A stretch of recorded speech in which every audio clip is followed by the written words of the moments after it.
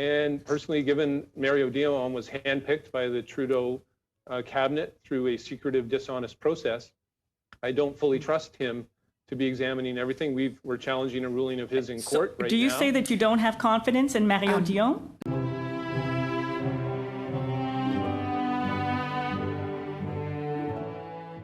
Is getting the information out there in the public. And personally, given Mario Dion was handpicked by the Trudeau cabinet through a secretive, dishonest process, I don't fully trust him to be examining everything. We're challenging a ruling of his in court right now. Do you say that you don't have confidence in Mario Dion? Madam Shanahan, that's your time. Okay. Thank you. Moving on to the next individual here then is Mr. Forte for 6 minutes. Testimony. There are loopholes in the Financial Administration Act and the related regulations that allow for sole source contracting. And I think this process was a failure also of the public service.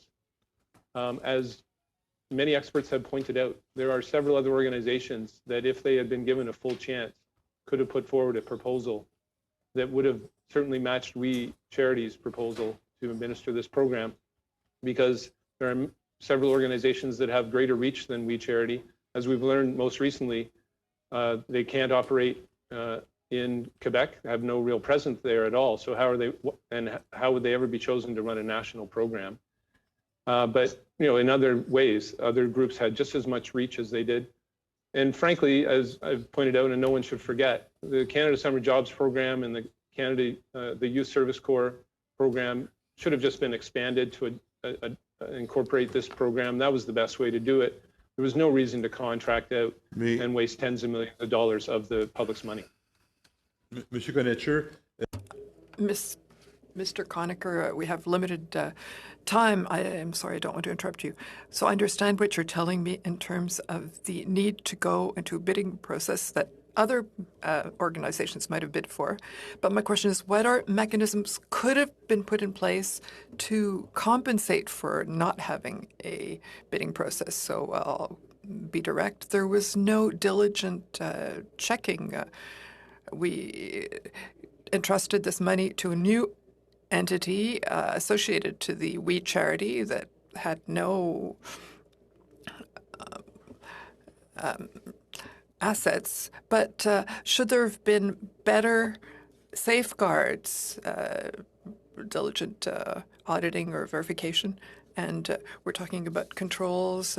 Given that there was a contribution agreement, what mechanisms could have been put into place, according to Democracy Watch, to compensate for the fact that there was no bidding process? Yes, thank you. I mentioned in my testimony, I think the key thing to do is to require everyone to check with the Auditor General in advance when starting any significant spending process. And the Auditor General could then do a quick check and say, oh, wait a second, you've decided to do this sole source. Can you really prove that one of these huge loopholes, which should be closed, apply?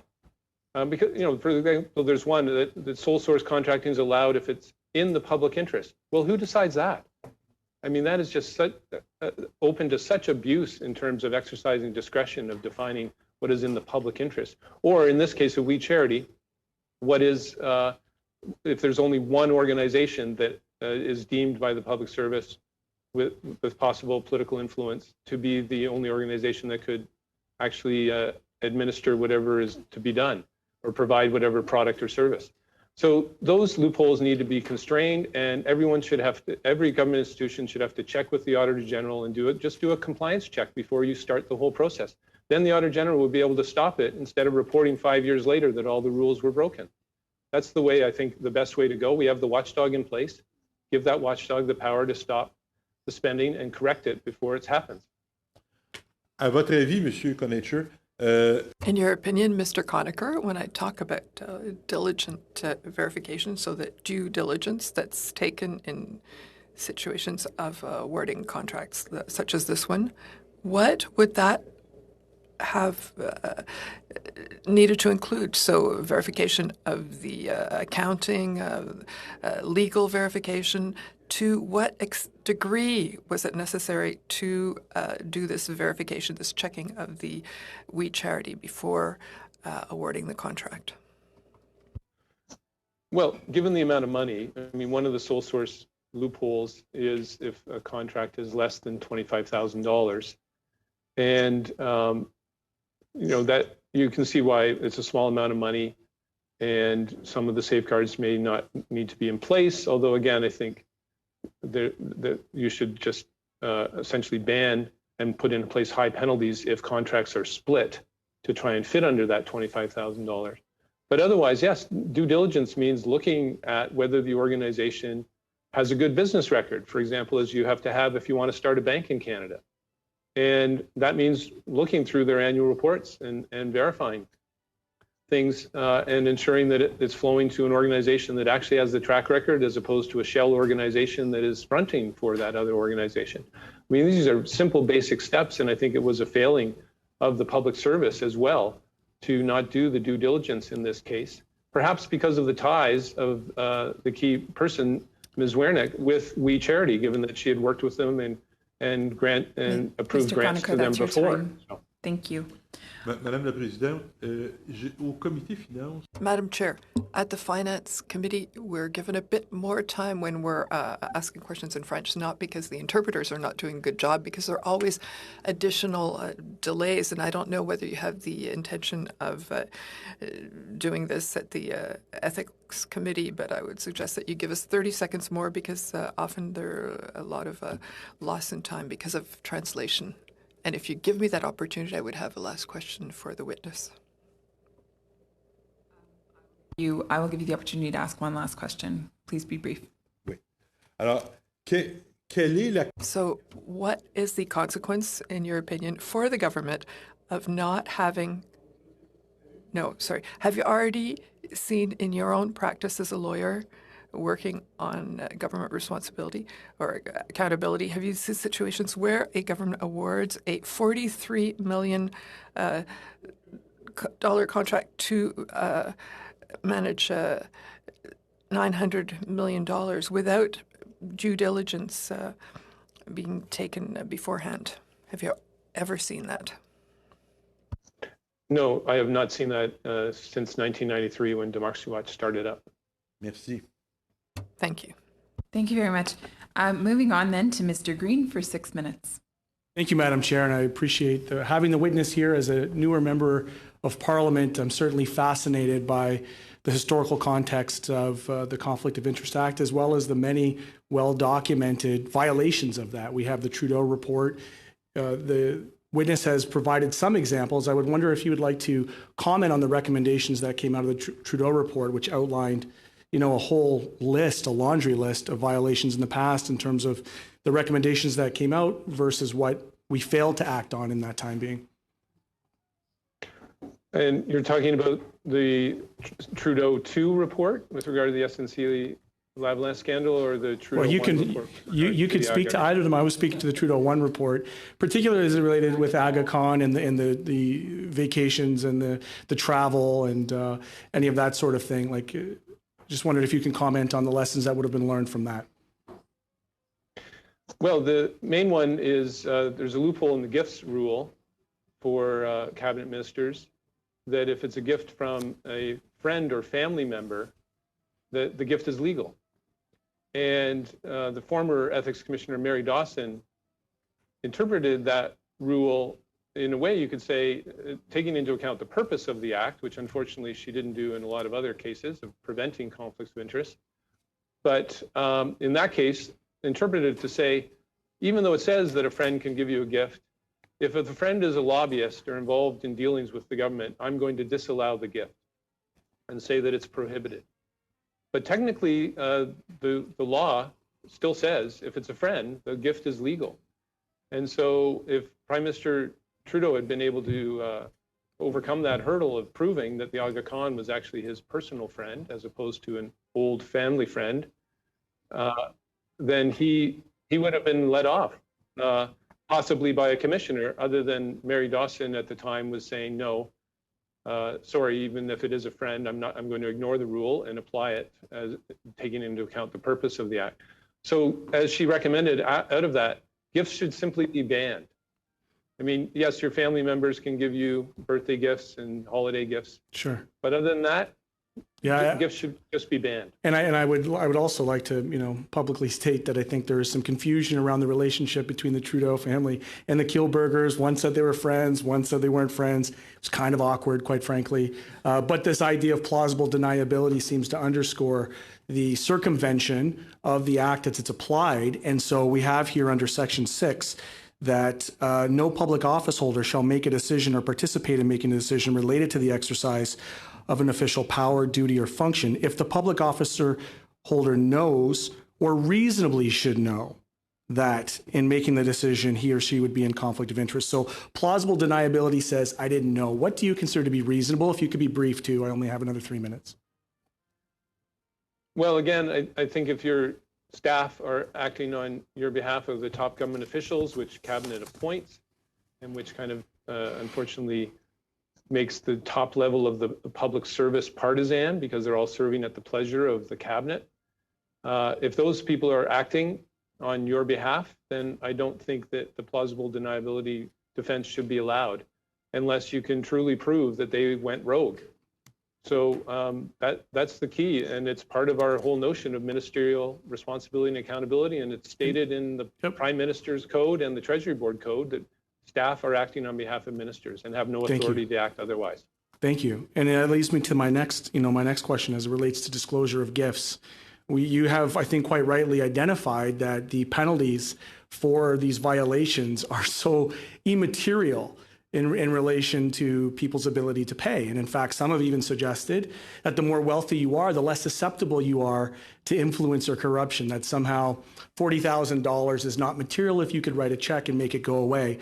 So how would you care to comment on Section 23's disclosure of gifts at a $200 threshold versus the anti-avoidance Section 18, which clearly states that people should not be engaged in activities that would circumvent the spirit of the act, essentially, the obligations of the act?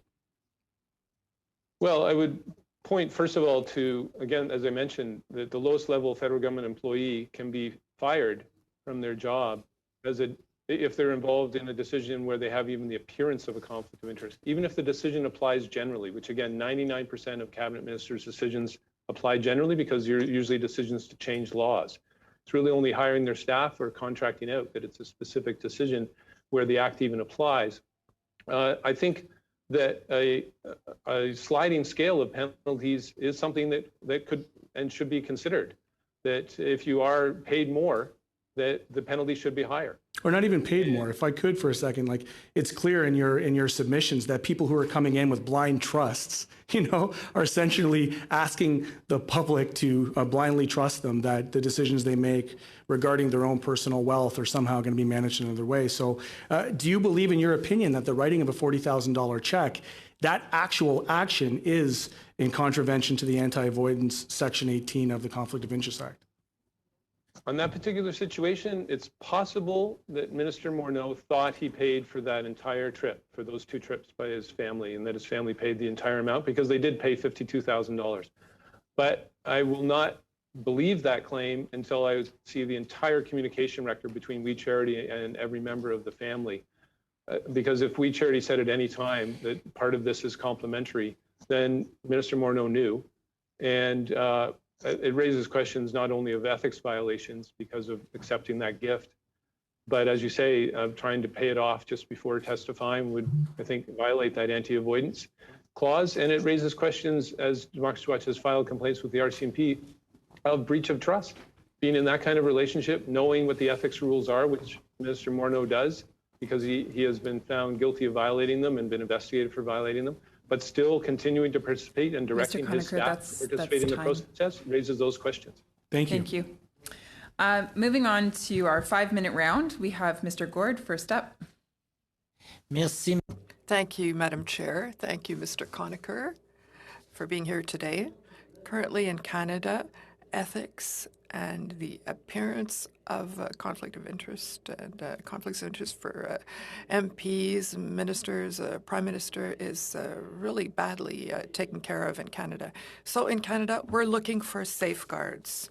they're very minimal or inexistent. So I've been working 50 years in my municipality. The general store owner became mayor, and then he sold something and he lost his position as mayor for $3.25. That's ethics, but now we're awarding contracts of 40 millions. Appearance of conflict of interest is important. So the word appearance here is very important because we have a version of the scandal of sponsorship version 2.0. If our government can get returns directly or indirectly through members of family, what does that mean for you who've been observing ethics for so long? Where is Canada going with this kind of situation? They're unfortunately not getting better. As I mentioned, I've been before this committee 15 times. And other committees as well on related issues like whistleblower protection. And the Harper Conservatives made some changes, but specifically the Conflict of Interest Act eliminated the rule that required honesty and continued to allow this sham of so-called blind trusts, which are not blind at all because the person knows what they put in the trust and chooses the trustee and can even give them instructions. Disclosure hasn't really increased that much. So in every way, dishonest, unethical, secretive, unrepresentative, and wasteful decisions and actions are still legal and therefore encouraged, especially because of the weak penalties. To put it another way, everything that Karl-Heinz Schreiber did in relation with Brian Mulroney is still legal at the federal level in Canada. So that's how bad it is. I'm hoping for change soon. That's why I'm encouraging the committee to realize the system is the scandal and draft a bill together and introduce it in the House. Private members' bills have a much better chance of passing in a minority government. Recruit your colleagues, and even if the party leaders resist.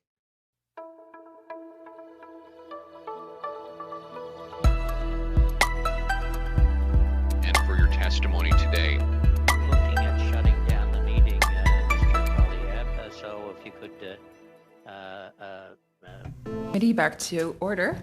Mr. Conacher, thank you so much for your patience with us. We sincerely apologize for the glitch. Mr. Conacher, I'm putting you on the spot here. I'm wondering if you would be able to accommodate us by staying with us until 3:15 or 3:30, depending on your schedule. Yes, that is fine. Okay, perfect. Thank you so much. Mr. Conacher, I'm going to let you continue. Actually, I'll let you restart your statement. Again, you have 10 minutes to open, and then we'll proceed with asking questions. Thank you. Thank you. Thank you again, Madam Chair, and to all the members of the committee for this opportunity to talk on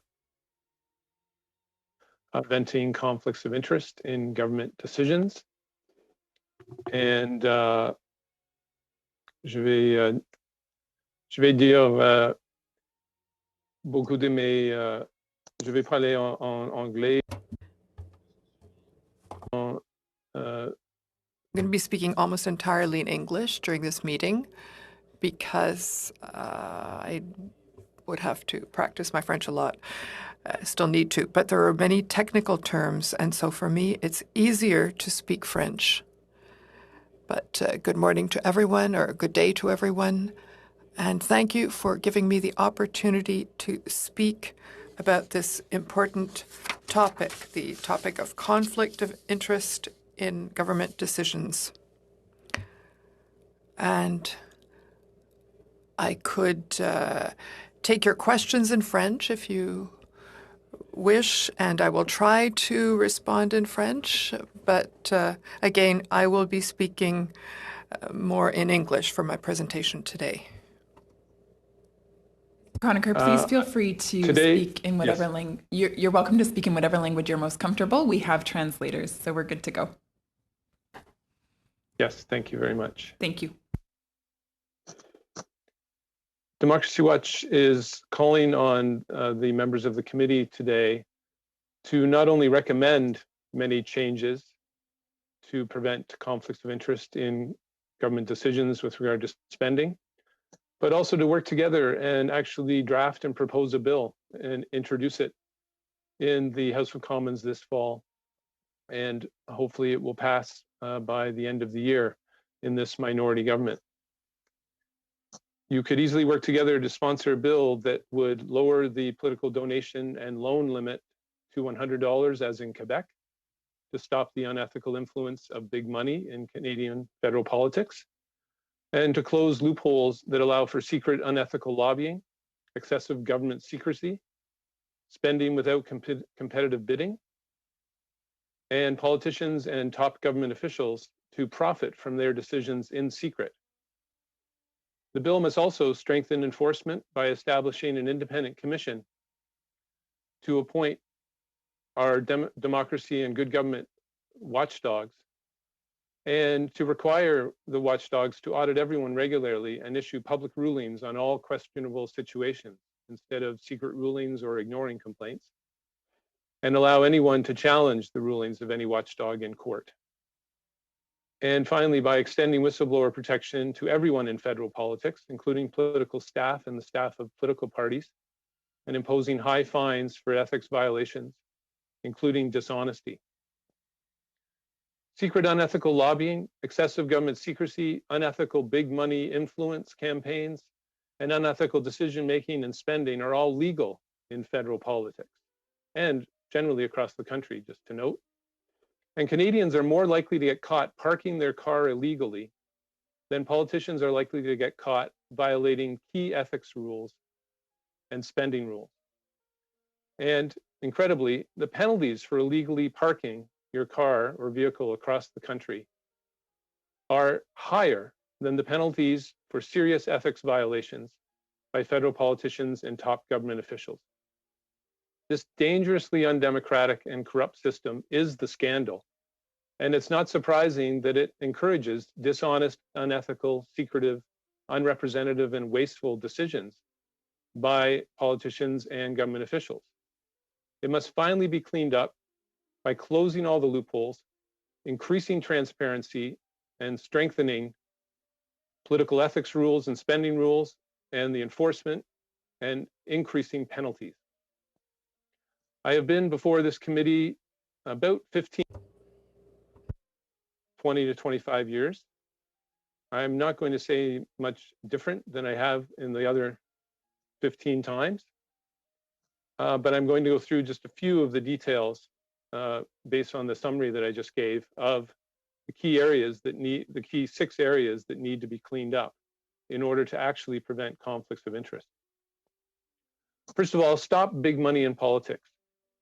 Stopping big money in politics is key because the favors organizations and candidates by funneling and bundling donations unethically influences the decisions of cabinet ministers and other decision makers in the federal government. Clinical testing by psychologists worldwide has shown that even small gifts and favors have influence and are the best way to actually influence someone's decision. So the only way to stop the unethical influence of big money in politics is to stop big money donations and loans, as Quebec has, to ban gifts, including sponsored travel, which is illegal for MPs to accept even from lobbyists, as the lobbying commissioner ruled last year, and restrict and require disclosure of all favors, including volunteer help on campaigns. There are many other detailed changes that would democratize our political finance system.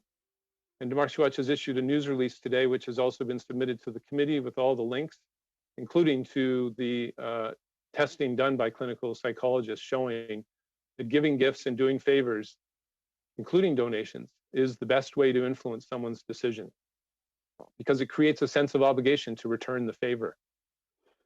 And that's why it's deeply unethical and has to be stopped by lowering the donation limit and banning gifts, including, again, sponsored travel. Stopping secret unethical lobbying is the second of the 6 key areas.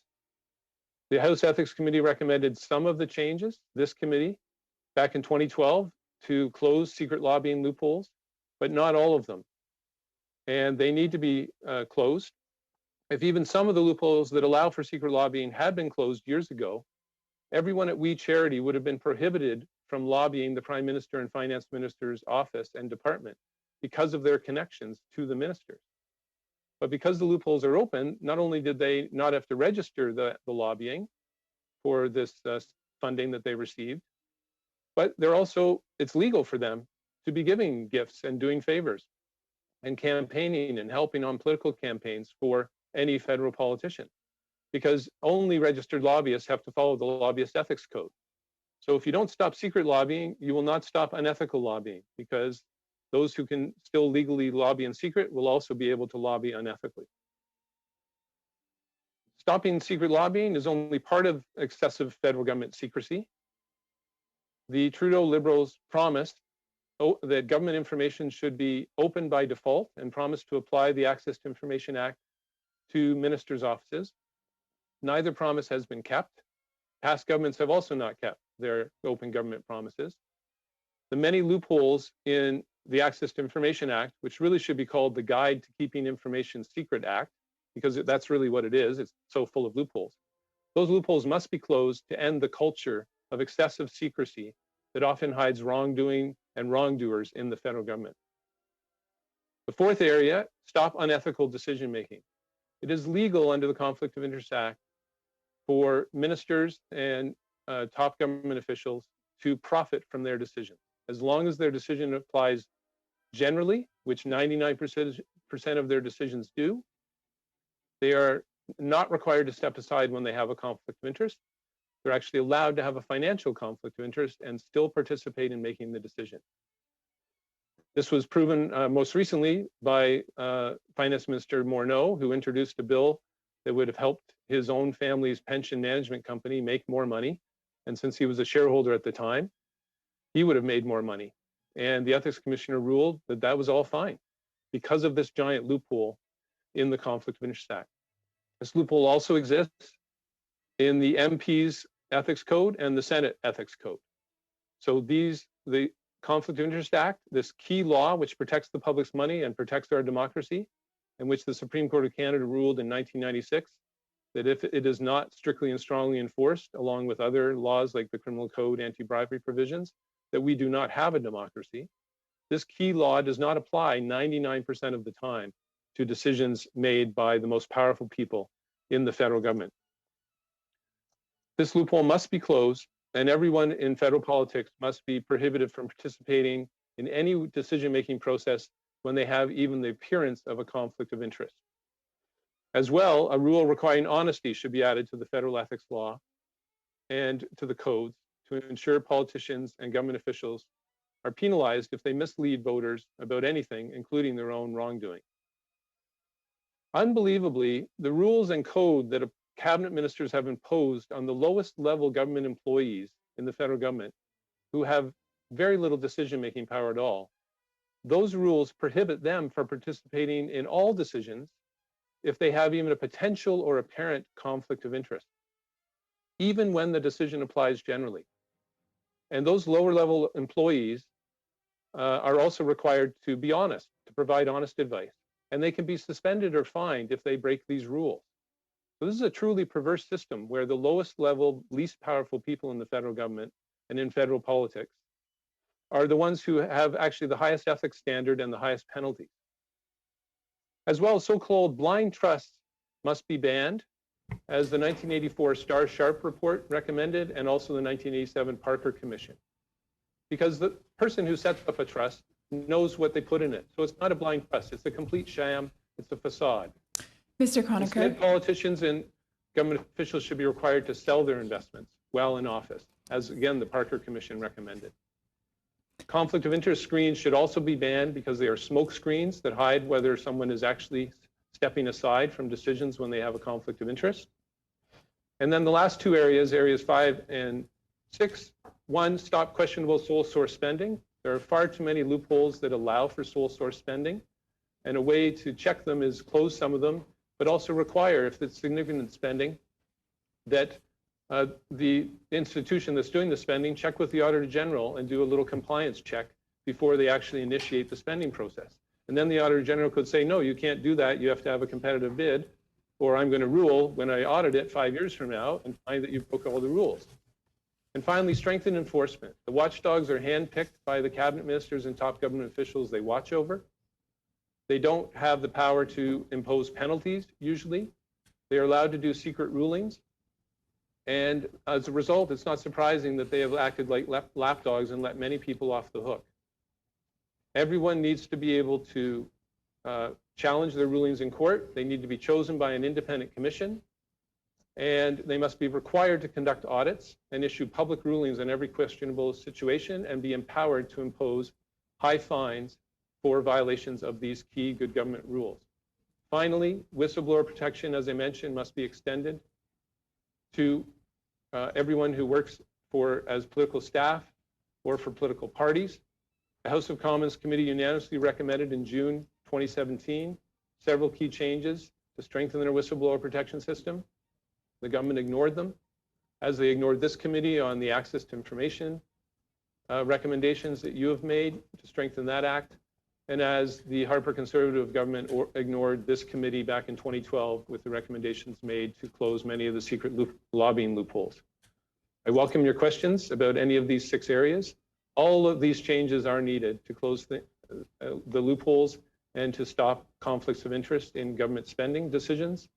And I hope the committee members will work together to draft a bill and propose it to the House, and in this minority government, recruit your colleagues and pass it this fall and finally clean up this undemocratic and corrupt Mr. Conacher, thank you very much.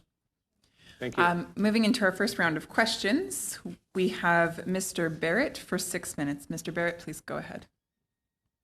Well, thank you, Mr. Conacher, for your comments and insights today.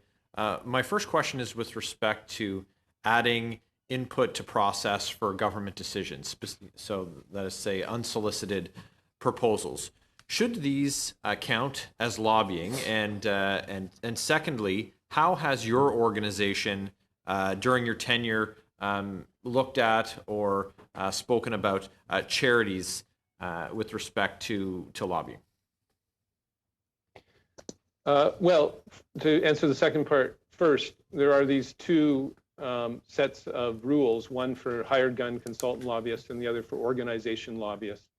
Anything that is incorporated in any way, including any charity. And the loopholes have to be closed for anyone and every type of organization. If you leave any of them open, they'll be exploited. So essentially, if you're communicating with regard to decisions, you should have to register, whether you're paid or unpaid, no matter how much time you're spending. The internet is set up for this. The registry is very easy to fill out and track your lobbying.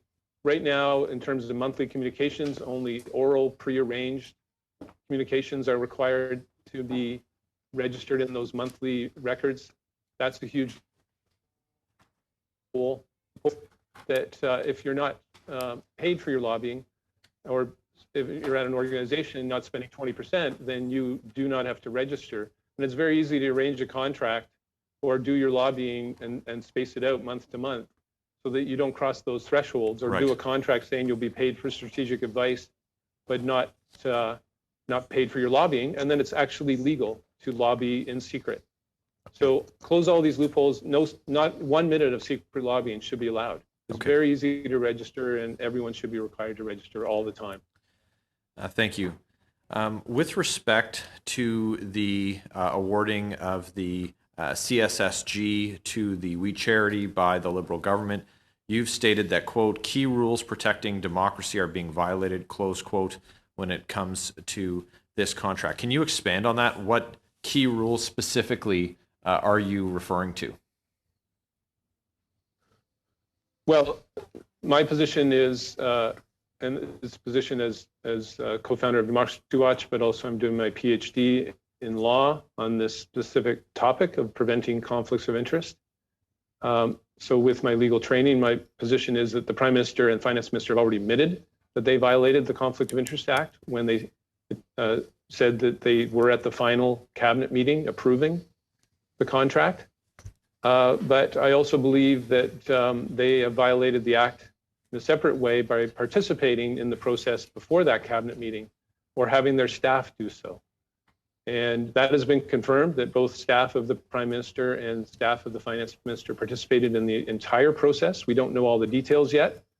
The disclosure of documents that's happened over the weekend will provide some of the clues, but we need to see the entire communication record to really know and try and get close to the truth. We won't see recordings of phone calls likely, but we at least should know who called whom when for everyone involved in the process, all the emails, all the texts. So I believe there are those two violations.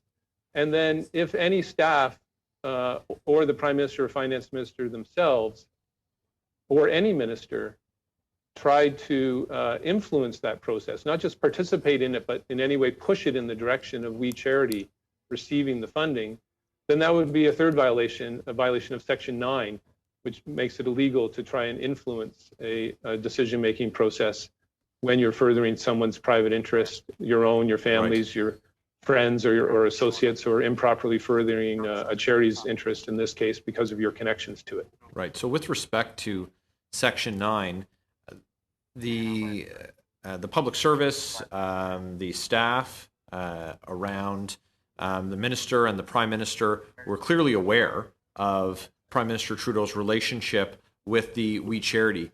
Do you believe that, given this awareness, that both parties should have dropped using the We organization as the administrator of this program? Well, it would have to be a decision made entirely by the public service without any participation at all by any minister's staff, because first of all, according to Treasury Board's own policy and the federal government's own statement, ministerial staff act on behalf of ministers. So you can't use your staff person as a front and have them do the things you're not allowed to do, and then claim that you didn't know. And Finance Minister Morneau has already admitted that he did direct his staff to participate. Right. And when the chief of staff of the PMO is involved, as Katie Telford testified that she was and others were, they're acting on behalf of the ministers. And so the minister is the one that's found guilty because their staff acts on their behalf. Right. Of course, there is this concept of plausible deniability, and often ministers try to create that situation, and the staff person is the one that falls on their sword and resigns and claim they never knew. But in this case, we know that they knew. I just have a couple seconds left. So it's a quick question. What grade would you give Prime Minister Justin Trudeau for his adherence to ethics laws since being elected in 2015? Well, in both ethics laws and also in terms of breaking open government promises, the Liberals rate an F in both cases, for sure. It's been a complete failure. He sent a great letter to ministers with great talk in it in terms of saying they have to meet the highest ethical standards that'll bear the closest public scrutiny. And that was in November 2015, but Prime Minister Trudeau has not walked his own talk ever since. Thank you, Mr. Conacher. Madam Shanahan for 6 minutes. Thank you very much, Chair. Thank you, and thank you, Mr. Conacher, for being here. I've had the occasion to hear your testimony at other committees as well, government operations and so on. So I'm well aware of your dedication and your many years of work in this area. I think you're aware of the motion that we have before us today and what we're looking at, and I'll just read out the first paragraph that pursuant to Standing Order 108.3H, the committee review the safeguards which are in place to avoid and prevent conflict of interest in federal government procurement, contracting, granting, contribution, and other expenditure policies. So it's just on that I want to highlight the fact, as you mentioned in your opening remarks, that we're actually due for a statutory review of the Conflict of Interest Act. And I think that, in that regard, since we are here, I think it is very pertinent, the kind of remarks that you're bringing to us today. And just for those of us who are watching and listening to us, just a brief resume of the Conflict of Interest Act is that it's the Conflict of Interest and Ethics Commissioner that has this dual mandate, responsible for both public office holders and also for members of the House of Commons. And in that mandate for public office holders, there's four points: providing confidential advice to the Prime Minister, providing confidential advice to individual public holders, examining and reporting on possible contraventions of the Act, and administering the disclosure regime. And just to summarize that, any parliamentarian can request an investigation, or the commissioner themselves can conduct such an examination, and that he or she reports such investigations to the Prime Minister, and that the reports are made public, although particular types of information must be kept confidential. And I think that this is coming to my question to you. I do want to ask you what your top 3 recommendations would be to this committee in improving the Conflict of Interest Act. But what elements of the Act are working as far as you're concerned? Well, I'd say unfortunately not very much at all, although there was one improvement made by the new Ethics Commissioner, Mary O'Dion. The old Ethics Commissioner, whom you will be hearing from later today, Mary Dawson, had ruled that, although it doesn't say this in the Conflict of Interest Act, that private interests are only financial interests, do not include political interests or social interests, and there's nothing in the Act to suggest that at all. In fact, the MP's code says that private interests are only financial interests, which points to the fact that if it wasn't included in the Conflict of Interest Act, then Parliament didn't intend to limit it. Thankfully, Mary O'Dion, with his ruling on the SNC-Lavalin scandal last summer, reversed that and said, no, interests include political, social, and financial interests, and it's a very broad definition. So that's a step forward, but it's kind of an arbitrary step forward that could be reversed by the next commissioner. It should be put in the Act what the definition is of private interests specifically. Other than that, I don't think much is working. You're going to hear from Mary Dawson. She let 85% of people off the hook that she reviewed with secret rulings most of the time. So actually the rulings do not have to be made public. If she decides to drop the investigation, as she decided, for example, to drop the investigation into Nigel Wright and his conflicts of interest, financial conflicts of interest, and we only learned about that because a reporter chased after her for a year until she finally admitted that she had just dropped that investigation. There's 0 penalties for violating the key rules. Even the penalties for violating the administrative rules of disclosing your assets and liabilities accurately and on time, the maximum penalty is $500, which is not much incentive to a cabinet minister who's making more than $200,000 and a prime minister making more than $300,000. So I don't see much working at all. And there isn't a statutory 5-year review required of the Act, but it should happen. The Lobbying Act is overdue now by 3 years, being reviewed by this committee. And both need to be reviewed together, and both need to be strengthened in the ways that I've outlined. And you can see all the details. Thank you, Mr. Conacher. I just want to check my time. Chair, how much time do I have? You have 1 minute left. 1 minute, yeah. So I just want to get to my last question then, which is, the Act does outline the duties of the commissioner, the ethics commissioner. Do you or do you not agree that it is the job of the ethics commissioner to do investigations of any violations that members of Parliament or public holders are engaged in? In other words, is it appropriate for this committee to be doing an investigation that the ethics commissioner is doing?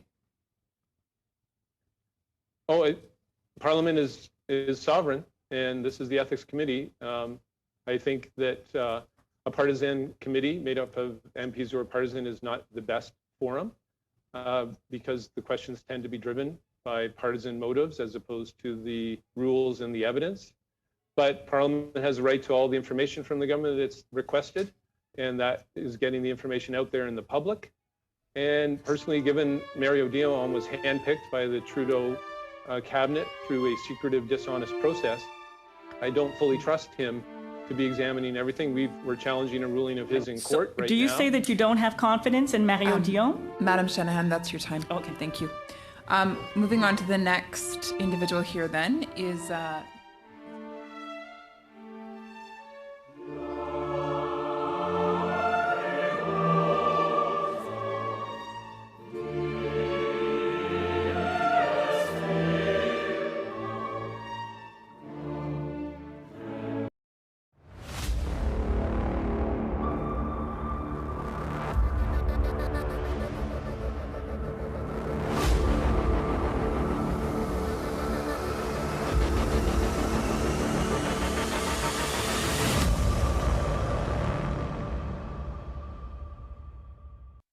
We're made up of event professionals and event owners, hoteliers, transportation professionals, convention centers, airlines, destination market organizations, technology companies, and many others who make up an often invisible industry that supports the growth of every industry in our country. In addition to this, business events stimulate no less than a third of the tourism activity in Canada. The business events industry was, until COVID hit us, a $1 trillion global industry. In Canada, according to Oxford Economics, 229,000 Canadian jobs were supported annually by business events. The events that we have all attended in the past, conventions, exhibitions, congresses, and other business meetings of 10 or more. These create $33 billion in direct spending and contribute $19 billion to Canada's annual GDP. These numbers are real and should shine a light on the critical component of the Canadian economy that has been forced to shut down during the wake of the COVID crisis. This industry that brings together businesses, academic thought leaders, and Canadian citizens to exchange ideas and transact business has been shut down in the response to COVID-19. Now, I can tell you that this industry is not suggesting that we have not responded appropriately. Mr. Grew, my apologies. Can you move your microphone closer to your mouth? Absolutely. Thank you so much. Hopefully that's better. My apologies. I'll continue. I'm not suggesting that our response to COVID-19 has been not the appropriate one, quite the opposite. The professionals in this industry are highly tuned in to the safety and experience of the attendees at business events. This is their life, their living, their career. They understand the safety of delegates in ways that no other industries do. We track our guests before they arrive, while they're in our care, and post-event. These are not festivals, concerts, or shopping malls. At business events, we are able to control where the guests go, where they do not go. We control how they interact. We control what they consume, how they consume food and beverages. We are prepared and ready to conduct our business much like the NHL has done with their event bubbles for the playoffs. This industry is well prepared to host events again. We can do it safely, and we can set a global standard for doing it right, doing it with care and doing it in a way that Canadians will be proud of. Many of the professionals in their sideline by the protocols are struggling to get through this time. Many of them are new Canadians. Many of them are parents with kids. Many of them do not have the stability of a pension or financial supports. They are vulnerable. Canada needs our business events professionals to survive this crisis. Sadly, without direct support for the people and businesses within the business events industry, they will not survive this fall, let alone next year. Many will have to seek jobs outside of this vital industry. Just as important, Canada's industries, health, technology, energy, finance, manufacturing, forestry, etc., all rely on event professionals to bring them together with their colleagues, their suppliers, and their customers. This convening of our industry leaders is a backbone to Canada's economy, which allows them to exchange intellectual and financial capital, as well as invite the world to explore Canada's innovation, resources, and industry excellence. This fosters R&D, foreign direct investment, and trade. So I'm here today representing an industry of 229,000 Canadians that need help to survive, professionals that want desperately to be part of the solution as we restart our economy. They are passionate about what they do and what they contribute as a solution for Canada, but the clock is ticking. We have lost significant portions of 2020, all but lost lucrative the fall season, and now we're looking at a challenged first half of 2021. We are part of the solution to get Canada's economy restarted. We're a tool that the government can use to carefully and safely launch the recovery phase of the crisis that we are experiencing in the last 6 months. We can create jobs quickly and efficiently. Our asks are simple. Within appropriate safety protocols, empower this industry to convene again in safe and socially acceptable ways, in ways that bring our industries back together to once again move the economy forward. We have the protocols ready and waiting. Ensure that the financial safety nets, as we've heard already, stay in place and are accessible to a wide range of self-employed SMEs and corporations that serve this vital component of the economy, and make it easy to access these support programs. Also, third, separate business events from mass gatherings in the nomenclature around events. Then leverage the business events industry as an opportunity to bring Canadians together, and when the time is right, invite our international visitors back to Canada to experience how we care for our guests and our country. Do this by providing a federally funded business events and conventions attraction program for attracting and supporting the delivery of business events for Canada. Thank you for your kind attention.